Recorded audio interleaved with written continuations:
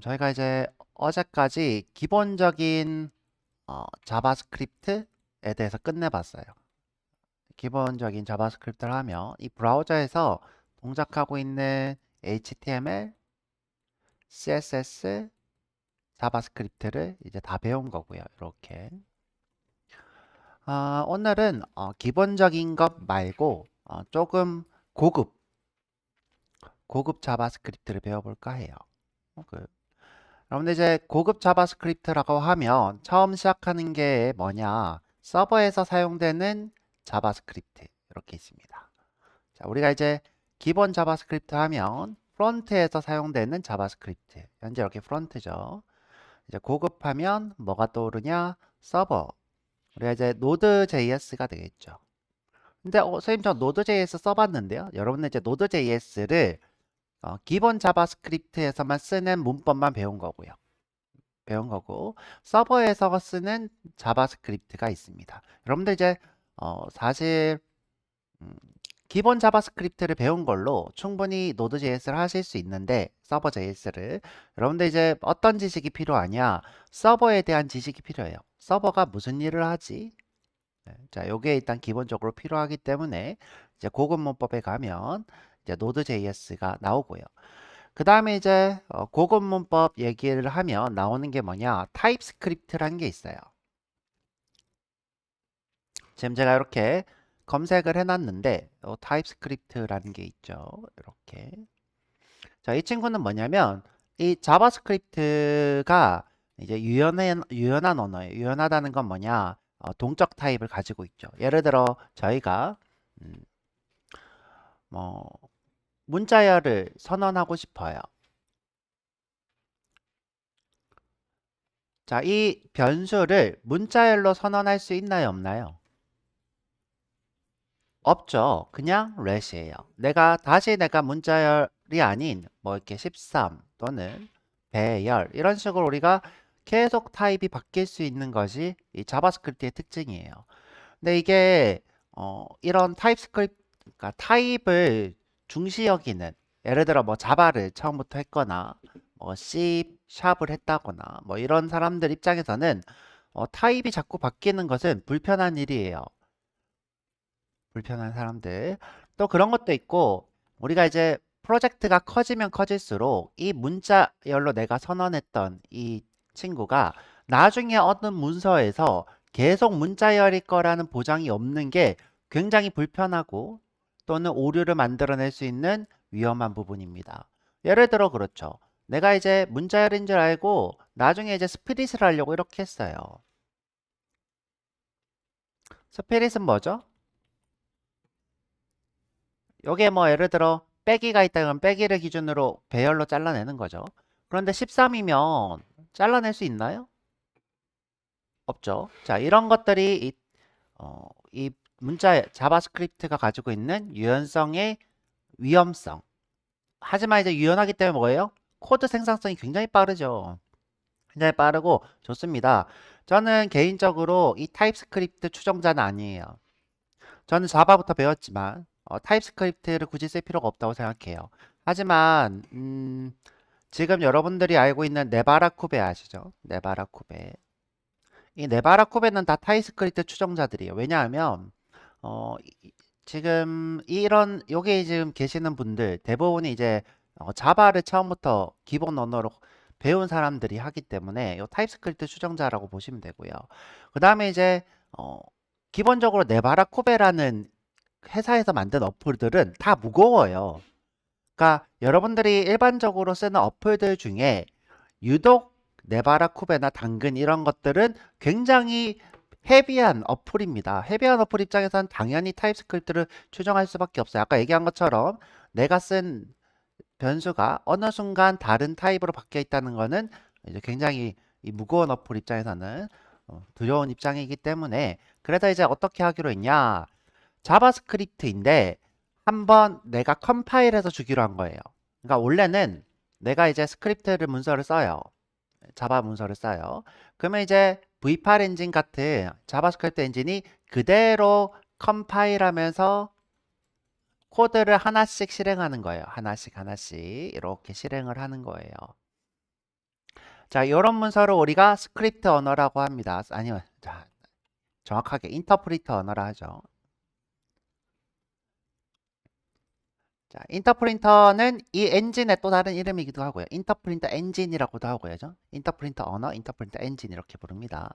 자, 그런데 이제 어떻게 하기로 했냐? 타입스크립트로 먼저 써요. 누구를? 코드를. 그러면 타입스크립트 엔진이 얘를 한번 컴파일해요. 자바스크립트로. 그리고 나서 이 친구를 쓰도록 강제하는 것을 우리가 타입스크립트예요. 대단히 어려운 건 아니에요. 그러니까 우리가 배운 자바스크립트 문법에서 그대로 똑같아요. 완전히 똑같은데 그냥 타입스크립트로 우리가 형을 강제하고 작성하게 하고 난 후에 여러분들 이걸 쓰는 게 아니라 타입스크립트를 쓰고 타입스크립트를 컴파일해서 쓰는 거예요. 자, 이런 형식으로 쓰는 게 타입스크립트가 됩니다. 자, 그래서 여러분들 이제 타입스크립트를 저랑 한번 배워볼 거고요. 자, 배우기 전에 저랑 좀 얘기를 하고 넘어가도록 하죠. 자, 또 우리가 이제 자바스크립트 고급 문법 하면 떠오르는 게 뭐가 있을까? 여러분들 이제 제일 딱 떠오르는 게 뭐냐? 리액트라는 친구가 있죠. 리액트. 자, 이 리액트라는 친구는 처음에 지금 현재는 메타로 바뀌었는데 우리 페이스북이죠, 그죠? 페이스북 처음에 이제 메타가 페이스북일 때, 북일 때 본인이 만든 어플이 기본적으로는 우리가 스파라고 불러요. 싱글 페이지 어플리케이션. 그게 무슨 말이냐면 보통 일반적으로는 내가 URL로 계속 페이지를 이동하는데 우리가 AJAX 배웠죠? 자, 이 페이지가 좀 쓰기 편하려면 내가 뭘 요청하면 여기다가 그냥 렌더링하고 또 요청하면 여기다가 그대로 렌더링하고 또는 이 부분을 바꾸고 자, 이런 식으로 페이스북이 동작을 했어요. 이런 것을 우리가 싱글 페이지, 하나의 페이지에서 여러 도큐먼트를 호출한다 해서 싱글 페이지 어플리케이션 이렇게 불러요. 자, 우리가 일반적으로 구글 같은 곳을 뭐라고 하냐? 멀티 페이지 어플리케이션. 멀티 페이지 어플리케이션. 그러니까 이 URL로 이렇게 동작하는 것을 멀티 페이지 어플리케이션. 일반적인 웹은 다 멀티 페이지 어플리케이션이라고 보면 되고요. 여러분들이 핸드폰으로 하는 대부분 어플들은 싱글 페이지 어플리케이션이 가능성이 높아요. 우선 멀티 페이지 어플리케이션일 수도 있지만 이 핸드폰은요, 여러분들이 뭔가 URL을 치고 기다리는 행위를 하는 것을 굉장히 싫어한다는 전제로 많이 어플리케이션을 제작하기 때문에 누르면 바뀌고 누르면 밑으로 로딩되고 또는 내가 스크롤을 내리면 계속 로딩되고 이런 식으로 하나의 페이지가 멀티로 동작하도록 되어 있습니다. 그래서 싱글 페이지 어플리케이션이 되어 있고요. 자, 근데 문제는 뭐냐? 제가 도큐먼트에서 어떤 다른 도큐먼트를 바꾸는 행위가 이 윈도우 입장에서는 좋은 일이라고 했어요? 어려운 일이라고 했어요? 어려운 일이라고 했어요. 제가 누구를 보여주면서 브라우저 렌더링 과정을 보여주면서 어려운 일이라고 했습니다.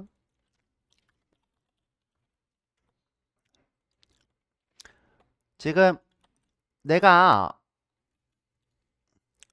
문서가 이미 렌더링이 돼 있는데 여기만 바꾸면 되지 라고 생각하지만 그렇지 않다고요. 자, 내가 여기를 바꾸는 순간 여기 있는 주변에 있는 모든 도큐먼트의 위치를 다시 계산을 한대요. 이렇게 다시 계산을 해서 여기 있는 도큐먼트가 다시 출력이 되는 구조인 거예요. 그래서 자, 우리가 웬만하면 도큐먼트를 그냥 바꾸지 말고 애니메이션 같은 경우는 트랜스폼을 쓰라고 했죠. 트랜스폼을 쓰면 우리가 계산 없이 그 요소만 바뀐다 했는데 근데 이런 건 한계가 있는 거예요. 왜? 트랜스폼은 실제로 지우거나 없애는 게 아니라 예를 들어 요소가 이렇게 있는데 얘를 그냥 조금 줄이고 조금 키우고 또는 뭐 이동시키고 틀고 비틀고 그러니까 이 친구가 없어지는 게 아니라 이 친구가 있는데 바뀌는 거에 트랜스폼이고요. 자, 이 페이스북이 원하는 건 뭐냐? 여기에 요소가 없었는데 툭 튀어나오고 또는 없어지고 또는 밑에 추가가 되고 이런 걸 원하는 거예요. 하나가 이미 있는 것을 이렇게 애니메이션 주는 게 아닌 거죠. 그러면 결국 이런 문제에 봉착하게 됩니다. 그 다음에 또 다른 문제가 있어요. 자, 어떤 문제가 있냐? 이 자바스크립트가 기본적으로는 모듈 친화적이지가 않아요. 우리가 모듈을 배우긴 했는데. 자, 이게 무슨 말일까? 모듈 친화적이지가 않다. 내가 브라우저로 이렇게 렌더링 되는 이런 요소들을 보통 어떻게 관리하냐? HTML로 이렇게 관리를 해요. 여기가 뭐 div고, 그쵸? 여기 안에 뭔가를 그리겠다, 이렇게. 자, 이게 모듈인가요? 문자열인가요? 문자열이죠, 그쵸? 맞아요. 우리가 좀 더 친절하게 한다면 이것을 HTML화 펑션으로 이렇게 만들어서 쓸 수 있겠죠.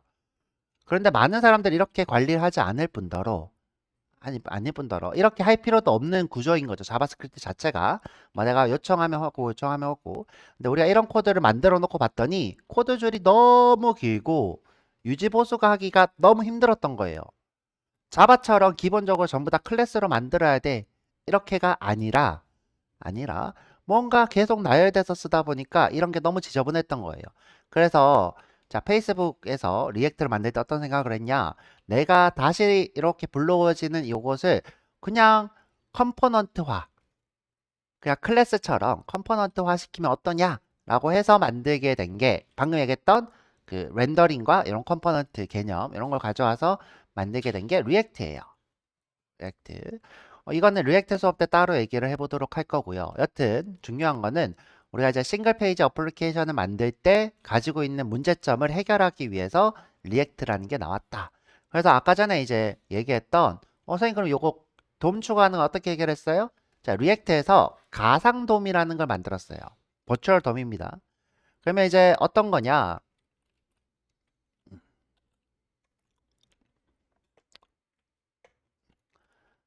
자, 이 돔을 미리 만들어 놔요. 똑같은 걸. 변경됐을 때 어떻게 됐을지에 대해서 미리 계산을 해놓고 그것을 반영하는 형식이에요. 그러니까 얘를 새로 만드는 게 아니라 가상돔이라는 거를 만들어 놓고 밖의 것을 미리 계산해 놓고 있다가 반영하고 계산했다가 반영하고 이럽니다.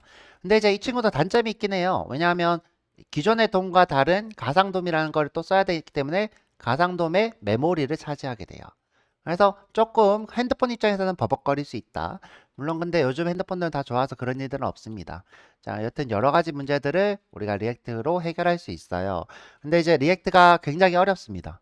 리액트가 제일 어렵다고 보시면 되고요. 근데 이제 보통 이제 자바스크립트 고급 개발자 그러면 리액트 개발자라고 하니까 뭐 어려운 건 너무 당연한 거죠.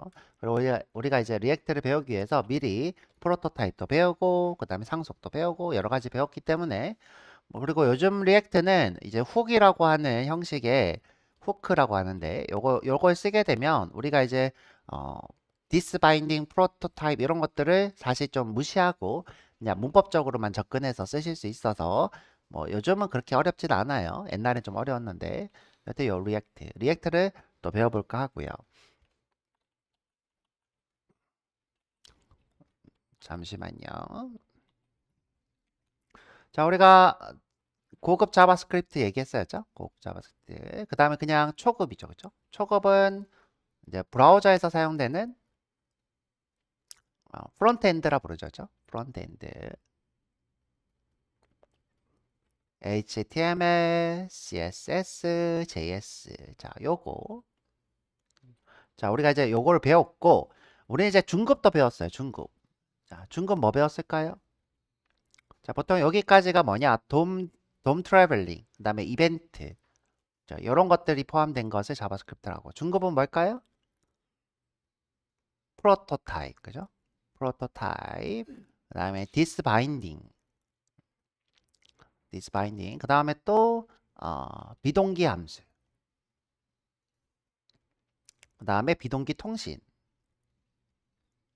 사실 예전에는 리액트가 나오기 전까지 이게 고급이었어요.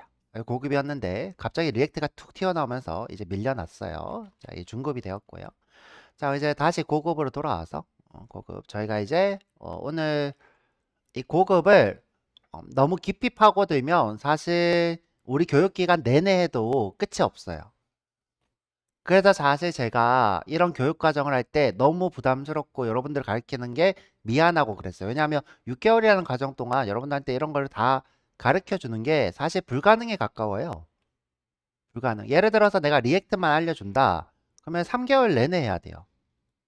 3개월 내내. 뭐 노드.js, 익스프레스도 3개월 내내 해야 돼요. 그러면 이제 우리가 6개월 교육과정에 이런 건 불가능하죠. 자, 그런데 다행히도 우리한테는 이제 뭐가 생겼어요? 그렇죠? AI가 생겼죠. 그래서 여러분들은 어떻게 돌아가는지만 이해하면 돼요. 이 친구들이. 자, 그래서 오늘 이제 심플하게 볼 거고요. 심플하게. 일단 아까 처음에 얘기했던 게 서버로서 사용되는 Node.js가 있고요. 그 다음에 이제 아까 얘기했던 타입스크립트가 있다 했고요. 그 다음에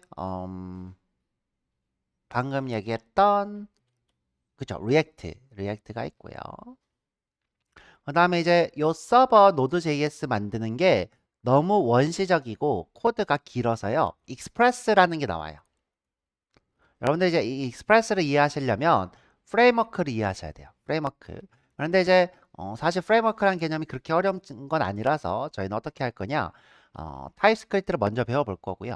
그다음에 Node.js 배워볼 거고, 익스프레스 배워볼 거고, 그다음에 리액트 이렇게 마지막으로 한번 배워볼 거예요. 오늘은 요렇게만 배우면 좋을 것 같아요. 요렇게. 리액트는 이제 월요일에 한번 간단히 해보고, 자, 그렇게 한번 생각해 봤습니다. 그 다음에 이제 리액트랑 아주 유사한 친구들이 있어요. 유사한 친구들, 뭐, 앵귤러 JS는 이제 리액트가 나오기 전에 이제 프론트 단에서 리액트처럼 쓰려고 만들었던 거고, 뭐, 스벨트 JS인가요? 하여튼 그런 친구도 있고, 그런데 대부분 이제 리액트랑 유사하게 동작해요. 그래서 제가 뭐 이런 것들까지 다 알려드릴 필요는 없어요. 그냥 리액트랑 유사하게 동작하니까 여러분들이 사이트 가서 보시면 충분히 이해할 수 있는 영역이고요. 그 다음에 우리가 어제 추가적으로 한 게 있죠. 어, jQuery. jQuery도 배워봤네요. 네, jQuery는 사실 중급으로 봐야 돼요. jQuery는 굉장히 쓰기 쉬운 편이라서 jQuery는 우리가 중급에서 했고요. 자, 이렇게. 참고로 우리 교육과정에 요건 없어요. 어, 요거는 있어요. 요것도 없고요. 근데 제가 해드리는 이유는 우리가 이제 AI 시대에서 여러분들이 어떤 걸 생성할지 몰라. 어떤 걸 해야 될지도 모르고. 그래서 Node.js를 할 수도 있고 익스프레스를 할 수도 있고 자 그렇기 때문에 제가 이렇게 해드리는 거고 그다음에 이 친구들이 생산성이 굉장히 높아요. 생산성이 높다는 거는 빨리빨리 만들기가 좋고 그다음 배우기 쉽고 이런 걸 얘기합니다. 그래서 이제 알아두면 좋으니까 제가 간단히 해드릴 거고요. 타입스크립트는 요즘 모르면 취업이 좀 힘들더라고요. 그래서 가르쳐 드리는 것도 있고 그렇습니다. 여튼 교육 과정에 있는 건 아니지만 한번 해볼까 해요. 제가 여기까지 일단 녹화할게요.